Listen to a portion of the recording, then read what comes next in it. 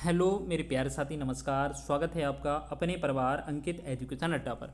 हम बात करेंगे इसमें पूरे आपका जीके जीएस के लिए निचोड़ लेकर आ रहे हैं। जैसे कि हमने पिछले पार्ट में बताया था कि हम आपको छोटे छोटे पार्टों में पूरा रिवीजन करवा देंगे सामान्य ज्ञान का। आज ऐसा कोई भी एग्ज़ाम नहीं है जहां पर ये सामान्य ज्ञान का क्वेश्चन ना पूछा जाता हो, यानी कि जीके का प्रश्न नहीं पूछा जाता हो।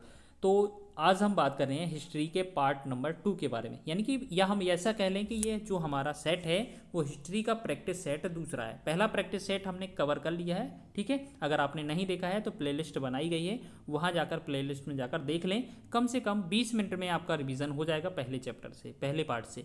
दूसरा पार्ट जो है आज हम थोड़ा वैदिक सभ्यता से रिलेटेड करेंगे। पहला हमने सिंधु घाटी सभ्यता के कुछ महत्वपूर्ण क्वेश्चनों को किया था। चलिए अब महत्वपूर्ण पॉइंट क्वेश्चन देख लेते हैं और जल्दी से जल्दी इसका रिवीजन कर लेते हैं। तो यहाँ पर हम बात करेंगे वेद त्रयी किसे कहा जाता है। तो आपको पता है वेद त्रयी का मतलब है वेद तीन। वेद त्रयी में कौन कौन से तीन वेद आते हैं?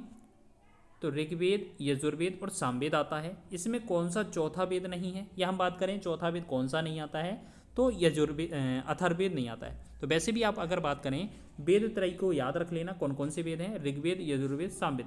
यानी कि जो प्राचीन तीन, जो सबसे नया है उसको छोड़ दीजिएगा, सबसे लास्ट वाला, ठीक है। अब आपको पता होना चाहिए कुल वेद कितने हैं। आपको चार होते हैं, तो भाग कितने? चार हैं।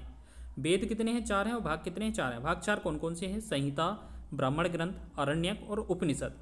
अब वेद तो आपने चार पढ़े ही होंगे, ऋग्वेद, यजुर्वेद, सामवेद और एक आपका और आ जाएगा अथर्ववेद, ठीक है। तो अब वेद के ऊपर कुछ महत्वपूर्ण चर्चा कर लेते हैं हम, ठीक है। चलिए, तो सबसे पहले हम बात करते हैं सबसे पुराना वेद। सबसे पुराना वेद कौन सा है? ऋग्वेद है।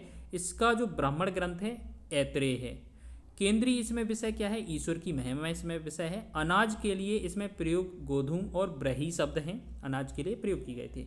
अगर बात की जाए इस वेद की जो रचना है वो 1500 से 1220 बीसी में, बिफोर क्राइस्ट, यानी कि 1500 से 1000 या 1500 1200 1000 ईसा पूर्व, यहाँ लिखा मिल सकता है आपको ऑप्शन में, ये रचना की गई थी, ठीक है। अब देखो ऋग्वेद की बात की जाए या इससे रिलेटेड कुछ और पॉइंट देखने वाले हैं। इसके साथ साथ अगर हम बात करें ऋग्वेद में, जैसे अनाज के लिए गोधूम और ब्रही का शब्द का प्रयोग किया गया था, जौ के लिए यवका, अनाज के लिए धान्य का, तिलों के लिए तिल का, पिसे अनाज के लिए खल का, और बाजरों के प्रकार को दो प्रकार से प्रियंगु और श्यामक इन्होंने नाम दिया था।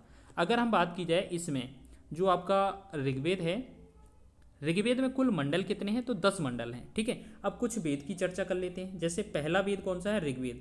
इसका जो ब्राह्मण ग्रंथ है वो कौन सा है? ऐत्रेय और कौशिकी। इसका जो बात करेंगे, ये जो ऋग्वेद है वो सबसे प्राचीन या पुराना ग्रंथ है, ठीक है, और सबसे बड़ा भी है, ये भी याद रखेंगे। सामवेद की बात की जाए, इसके जो ब्राह्मण ग्रंथ हैं पंचविश या षड्विश हैं। इसमें हम बात करें संगीत का जनक भी कहा जाता है सामवेद को। यजुर्वेद में हम बात करेंगे शतपथ और तैतरीय ब्राह्मण ग्रंथ हैं।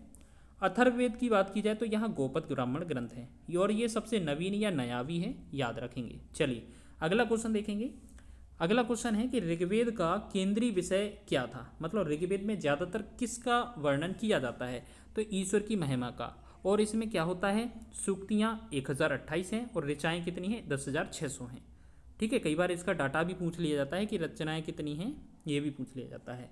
यजुर्वेद की बात की जाए तो इसमें बलिदान विधि का वर्णन मिलता है। सामवेद में संगीत का वर्णन मिलता है। अथर्ववेद में औषधि से संबंधित महत्वपूर्ण तथ्यों का वर्णन मिलता है। अगर बात की जाए ऋग्वेद में कुल मंडल कितने हैं? तो 10 मंडल होते हैं। गायत्री मंत्र का जो उल्लेख है वो किस मंडल में मिलता है? तीसरे मंडल में।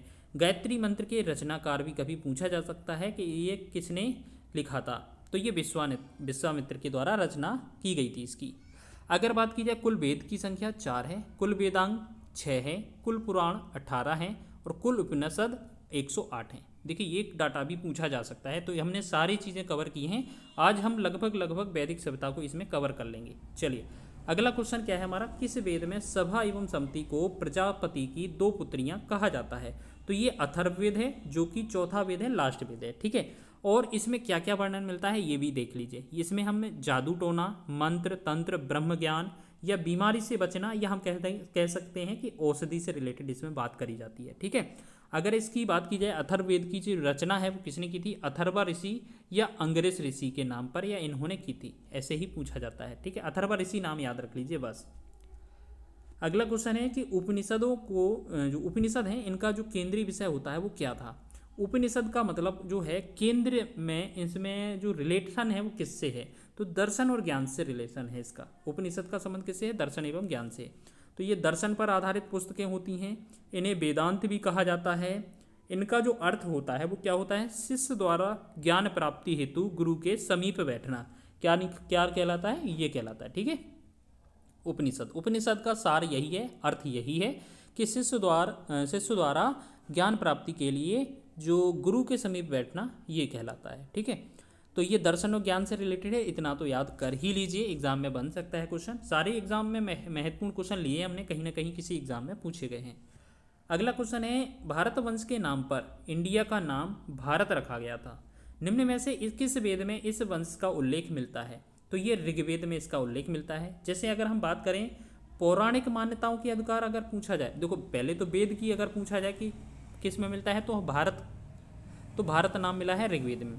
अगर पौराणिक मान्यता में बात करी जाए तो ये राजा दुष्यंत और शकुंतला के जो पुत्र थे भरत, उनके नाम पर भारत रखा गया। या हम बात कहें एक तरीके से, और इसका जो उल्लेख मिलता है, सर्वप्रथम भारतवर्ष का जो उल्लेख है वो खारवेल के हाथी गुम्फा अभिलेख में मिलता है। ठीक है, तो आपने देखा 3 जगह भारत का उल्लेख मिलता है, कहाँ कहाँ, एक तो आपको ऋग्वेद में देखने मिलेगा, एक आपका राजा दुष्यंत और शकुंतला देवी के पुत्र का नाम भरत था, इसके नाम पर भरत रखा गया, या तीसरा हम कहें कि जो खारवेल का जो अभिलेख है हाथी गुम्फा अभिलेख, उसमें भारतवर्ष का उल्लेख मिलता है। ठीक है, तो कितनी अच्छी बातें मिल रही हैं देखने को, कई सारे नए क्वेश्चन भी मिलेंगे। अगला है हमारा 10 राज युद्ध का वर्णन किस में मिलता है, तो 10 राज युद्ध का जो वर्णन है वो ऋग्वेद में मिलता है। इसमें होता क्या है कि भारत वंश के राजा सुदास और 10 जन 5 आर और 5 अनार, इनके बीच युद्ध होता है। यानी कि किस किस के बीच, भारत वंश के राजा थे एक सुदास और तीनों यहाँ पर थे, जैसे 10 जन 5 आर और 5 अनार, इन सब से मिलाकर इन दोनों के बीच युद्ध होता है, तो जिसमें राजा सुदास विजयी हो जाते हैं। ठीक है, अगर बात की जाए दशराज युद्ध जो है वो कहाँ लड़ा गया था, तो ये रावी नदी के तट पर, या रावी नदी को हम परुषणी भी कहते हैं वेदों में, तो रावी नदी के तट पर लड़ा गया था। अगला क्वेश्चन है हमारा 6वां कि ऋग्वैदिक काल में रावी नदी को क्या कहा जाता था, तो आपने अभी अभी देखा कि परुषणी कहा जाता था, तो इसके साथ साथ अन्य नदियों के नाम भी देख लीजिए। जैसे चिनाब नदी को अस्कनी कहा जाता था, ब्यास को बिपाशा, झेलम को बितस्ता, रावी को परुषणी, गंडक को आपका सदानीरा और गोमल को गोमती नदी कहा जाता था। तो वेदों में कई बार ये नाम भी पूछे जाते हैं। ठीक है, ये भी याद रख लीजिएगा। चलो आगे देखेंगे, नेक्स्ट हमारा है आर्यों की प्रमुख सामाजिक इकाई क्या थी, तो ये क्या थी आपकी जन, इनकी इकाई होती थी। जन का जो अधिपति होता था वो कौन होता था, राजा। आर्यों को कहा जाता था, आर्यों को पहले क्या कहा जाता था, पंचजन, क्योंकि इनमें 5 कबीले थे, जिसमें अनु, द्रुहु, पुरु, तुर्वस और यदु, ये 5 क्या थे, कबीले थे, इन्हें पंचजन कहा जाता था। कुल प्रशासनिक इकाई की बात करें तो 5 इकाइयाँ थीं। सबसे पहले अगर हम बात करें, सबसे पहले बात करेंगे हम, तो इसमें अगर हम देखें तो पहले कुल, कुल से बड़ा ग्राम, ग्राम से बड़ा विश्व, विश्व से बड़ा जन और जन से मिला राष्ट्र। यानी कि सबसे छोटी जो इकाई थी वो कुल थी, कई सारे कुल मिलकर ग्राम का निर्माण करते थे, कई सारे ग्राम मिलकर विश्व का, और कई सारे विश्व जन का, और कई सारे जन राष्ट्र का निर्माण करते थे। ठीक है, आगे हम देखेंगे 8वें प्रश्न को, ज्वालो उपनिषद में कितने आश्रमों का उल्लेख मिलता है, तो आपने देखा 4 का मिलता है। अच्छा, ज्वालो उपनिषद जो है उसमें कितने आश्रम का उल्लेख मिलता है, 4 आश्रम। अब देखिए 4 आश्रम कौन कौन से थे, ब्रह्मचर्य, गृहस्थ, वानप्रस्थ और संन्यास। ब्रह्मचर्य में जन्म से 25 वर्ष तक का लेखा जोखा होता है, गृहस्थ में 25 से 50 वर्ष का, वानप्रस्थ में 50 से 75 का, और संन्यास में 75 से 100 वर्ष का उल्लेख मिलता है। ठीक है, किसी व्यक्ति के जीवन का। अगर बात करें एक और इम्पोर्टेंट याद रख लीजिए, सत्यमेव जयते। इसमें जो है सत्यमेव जयते एक वर्ड है, या एक लाइन है। ठीक है, ये हमारा वाक्य है, ठीक है, राष्ट्रीय वाक्य है। और इसमें क्या है, ये जो है कहाँ से लिया गया है, मुंडक उपनिषद से लिया गया है, और इसमें जो लिपि का प्रयोग है वो किसका है, देवनागरी लिपि का प्रयोग किया जाता है। ठीक है, चलो आगे देखेंगे। 9वां क्वेश्चन है हमारा कि वैदिक काल में धनवान व्यक्ति को कहा जाता था, तो उसे गोमत कहा जाता था। ये एक तरीके से संस्कृत शब्द था, तो इसका जो अर्थ होता है वो क्या होता है, एक धनी व्यक्ति। ऋग्वैदिक काल में मवेशियों को धन का मुख्य साधन माना जाता था, ये पॉइंट याद रख लीजिए। इसके साथ साथ वैदिक काल में एक अन्य नाम क्या क्या किसको कहा जाता था, जैसे गाय को अगर हम बात करें, चलो यहाँ पर हम बात करें अगर वैदिक काल में अन्य नाम, गाय को अघन्या, पुत्री को दुहिता, सूदखोर को बेकनाट, जौ को यव, आर्य को पंचजन, कबीले का राजा गोप, कर को बलि कहा जाता था। और कुछ हमने अन्य नाम और भी देखे थे, नदियों के नाम किए थे, देखे थे, है ना। गाय को अगन्य कहा जाता है, ये भी बहुत अच्छे इंपॉर्टेंट क्वेश्चन है, एग्जाम में पूछे जाते हैं। तो अब देखिए यहाँ पर जैसे आप बलि शब्द पढ़ा हमने, तो बलि एक प्रकार का क्या था, कर था, जो प्रजा स्वेच्छा से राजा को देती थी। पणी शब्द क्या था, पणी शब्द उन व्यापारियों के लिए प्रयोग होता था जो पशुओं की चोरी के लिए कुख्यात थे। कुख्यात का मतलब प्रसिद्धि थी लेकिन निगेटिविटी ज़्यादा थी, निगेटिविटी के लिए, यानी कि प्रसिद्ध नहीं थे, वो कुख्यात थे, जाने जाते थे लेकिन गलत काम के लिए। अगला क्वेश्चन है अष्टाध्यायी की रचना किसने की थी, तो ये पाणिनि ने की थी। ये एक तरीके से व्याकरण ग्रंथ है और संस्कृत भाषा में लिखा गया था। तो इस प्रकार आपके कुछ और महत्वपूर्ण ग्रंथ है वो देख लीजिए। जैसे आप देखेंगे, देखो ये हो गया ना। अब कुछ और महत्वपूर्ण ग्रंथ, जैसे हमसे पूछा जा सकता था कि महाभाष्य किसने लिखा, पतंजलि ने लिखा। कथा सरित सागर सोमदेव, जो कि संस्कृत में लिखा हुआ है। बृहद कथा मंजरी क्षेमेंद्र के द्वारा। विक्रमांक देवचरित बिल्हण के द्वारा। रामचरितम संध्याकर नंदी के द्वारा लिखा गया था। अगला क्वेश्चन है हमारा, पारंपरिक हिंदू धर्म के भारतीय साहित्य में कितने वेद हैं, तो 4 वेद होते हैं, ऋग्वेद, सामवेद, यजुर्वेद और अथर्ववेद। ठीक है, चलो आगे हम बात करेंगे वेद का अर्थ क्या होता है। वेद का जो अर्थ होता है वो ज्ञान होता है, सनातन धर्म से संबंधित है ये। वैदिक सभ्यता को श्रुति कहा जाता है, याद रखेंगे, ये एक अगला पॉइंट भी है। आगे हम बात करेंगे ऋग्वेद मंडल से रिलेटेड कुछ महत्वपूर्ण पॉइंट। ऋग्वेद मंडल में ऋग्वेद में 10 मंडल होते हैं टोटल, 1028 सूक्त और 10,600 ऋचाएँ। इसके जो तीसरा मंडल है, जो 10 मंडल है ना, इसके तीसरे मंडल में गायत्री मंत्र का उल्लेख मिलता है, जो सूर्य देवता को समर्पित है या सावित्री देवी को समर्पित है। 9वें मंडल की बात की जाए तो यहाँ देवता सोम का उल्लेख मिलता है। 10वें मंडल की बात की जाए तो इसमें चतुर्वर्ण्य समाज के बारे में मिलता है। 4 वर्ण कौन कौन से थे, जो पहले वो बताए जाते थे कि ब्राह्मण, क्षत्रिय, वैश्य, शूद्र, मतलब हर चीज़ का अलग अलग कार्य था, हर लोगों का अलग अलग कार्य। 4 सीधी बात ये कहें कि पहले जो व्यवस्था है वो इन चारों वर्णों के अनुसार चलती थी। क्षत्रिय का काम करता रक्षा कम करना था, रक्षा करना। ब्राह्मण का काम का क्या था कि पढ़ाना और यज्ञ का करना। ऐसे सारे काम अलग अलग बांटे गए थे। इसकी बात की जाए अगर ऋग्वेद को पढ़ने वाला ब्राह्मण है तो उसे क्या कहा जाता, ये आपको बताना है। ठीक है, ब्राह्मण ग्रंथ हम पीछे पढ़ चुके हैं, याद रखिएगा। चलो आगे देखें। चलो नेक्स्ट है हमारा सोमवेद के ऊपर। सोमवेद के बारे में बात करें, सामवेद, मिस्टेक हो गया, माफ़ कीजिए। सामवेद की बात की जाए तो ये भारतीय संगीत का जनक है। इसको जो ब्राह्मण है या पढ़ने वाला जो होता है या गाने वाला, उसे क्या कहा जाता, उद्गात। जैसे यजुर्वेद है ना, यजुर्वेद यज्ञ से संबंधित है, लेकिन इसको उच्चारण करने वाला ब्राह्मण या जो पढ़ने वाला होता है वो कौन है, अध्वर्यु कहा जाता है। ऐसे अथर्ववेद है, इससे जो संबंध है वो काला जादू व तंत्र मंत्र से रिलेटेड है। ठीक है ना, तो इसमें जो काला जादू है, तंत्र मंत्र है, अथर्ववेद इससे संबंधित है। ठीक है, इसको जो पढ़ने वाला ब्राह्मण या पुरोहित होता है उसे क्या, ब्रह्म कहा जाता था। ठीक है, और अगर बात करें ये जो है सबसे नवीन या नया वेद भी है। तो टोटल 4 वेद हैं, आपने देखे होंगे, इसका डिटेल भी हमने कुछ महत्वपूर्ण प्रश्नों के साथ देख लिया है। अगला क्वेश्चन है हमारा कि उत्तर वैदिक काल में निम्न में से कौन सा वर्ण मुख्य रूप से खेती, पशुपालन और व्यापार जैसे कामों को करता था। तो उनमें जो कृषि हो गया, पशुपालन हो गया, ये काम जो है वो वैश्य करते थे। और शूद्रों का काम क्या करता, सेवा करना। जैसे आपने देखा होगा रथ को चलाना, ये जो है ना शूद्रों का कार्य था। ब्राह्मण को क्या करते थे, पढ़ाते थे, पढ़ाने का कार्य या यज्ञों का काम किया जाता था। क्षत्रियों के द्वारा रक्षा का कार्य किया जाता था। ठीक है ना, आगे है यज्ञों को सर्वाधिक महत्व दिया जाता था इसमें। ठीक है, और हम बात करें अगर तो इसमें जो है यज्ञों को सर्वाधिक महत्व दिया जाता था। ठीक है, किसमें, वैदिक काल में, उत्तर वैदिक काल में। उत्तर वैदिक काल में यज्ञों को बहुत अधिक तथा देवता इंद्र के स्थान पर प्रजापति देवता की प्रमुख थे। कई बार पूछा जा सकता है कि वैदिक काल का नहीं, उत्तर वैदिक काल में।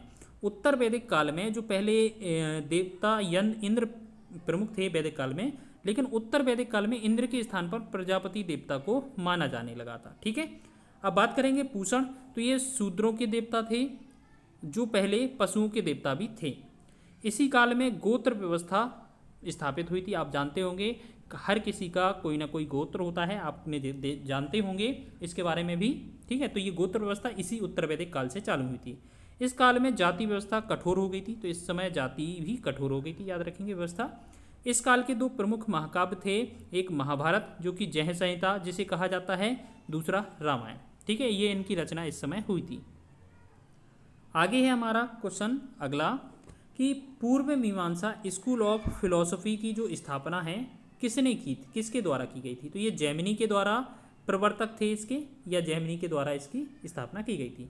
तो पूर्व मीमांसा के साथ साथ और भी देख लीजिए, पूर्व मीमांसा जैमिनी हो जाएगा, उत्तर मीमांसा जिसे हम बादरायण व्यास कह सकते हैं, न्याय दर्शन गौतम, सांख्य दर्शन कपिल, योग के पतंजलि, वैशेषिक के कणादिया उलूक, चावार्क के चावार्की हो जाएंगे, ठीक है। ये कुछ महत्वपूर्ण देख लीजिए, ठीक है। ये कुछ महत्वपूर्ण पॉइंट हैं, क्योंकि एग्ज़ाम में ये भी बहुत पूछे जाते हैं। जैसे हमने आपका देखा होगा, एक आपका सांख्य दर्शन बहुत पूछा जाता है, योग दर्शन भी बहुत पूछा जाता है, ये कह महत्वपूर्ण दर्शन है, फिलॉसफी, ठीक है। अगली हम बात करेंगे लिंग पूजा का प्रथम जो स्पष्ट उल्लेख है वो किस पुराण से मिलता है। तो ये मत्स्य पुराण से मिलता है।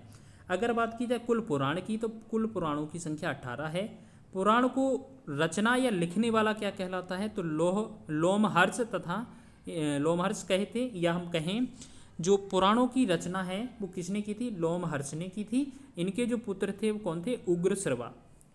सबसे प्राचीन पुराण, आपने टोटल देखिए 18 पुराण है, सबसे प्राचीन पुराण भी तो पता होना चाहिए, तो वो कौन था, मत्स्य पुराण। और सबसे बड़ा स्कंद पुराण। प्रमुख पुराण देख लीजिए कुछ कौन से हैं, जैसे टोटल 18 हैं, तो 18 तो याद नहीं रख सकते, कई बार ऐसे पूछा जा सकता है इनमें से कौन सा पुराण नहीं है। तो कुछ महत्वपूर्ण पुराण देख लीजिए, जैसे आपने ब्रह्म पुराण देखा, पद्म पुराण, भागवत पुराण, गरुण पुराण, वायु पुराण, स्कंद पुराण, मत्स्य पुराण, ये भी हो जाएगा ना। तो ये सारे कुछ महत्वपूर्ण पुराण थे। आगे हमारा 14वां प्रश्न, वैदिक काल के एक चरण में राजा को गोपति कहा जाता था, जिसका अर्थ क्या होता है, तो ये मवेशियों का स्वामी कहा जाता था। अब कुछ महत्वपूर्ण अर्थ देख लीजिए वैदिक काल में, जैसे ग्रामणी को गांव का मुखिया, पालागल को विदूषक, महिषी को मुख्य रानी, पुरोहित को मुख्य पुजारी, सेनानी को सुप्रीम कमांडर सेना का, भागदूत को कर संग्रहकर्ता कहा जाता था।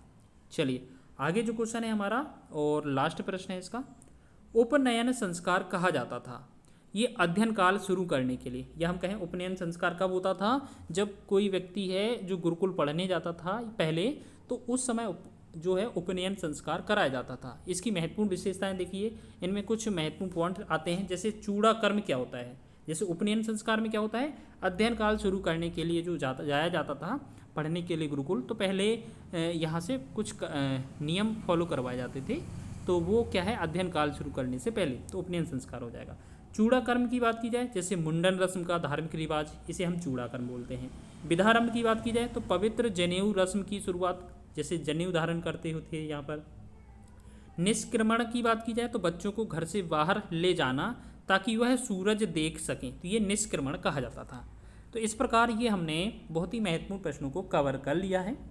तो हमने जो हिस्ट्री है उसके 2 सेट कवर कर लिए हैं, ठीक है। इसी तरीके से हम पार्ट 1 बाई 1 सारे कवर कर लेंगे और बहुत ही कम समय में पूरा कवर कर लेंगे। मात्र आप 5 दिन भी लगा देंगे ना, इसमें सारा कवर हो जाएगा 5 दिन में ही। 5 से 6 दिन या 10 दिन के अंदर तो होना ही होना है हिस्ट्री को कवर।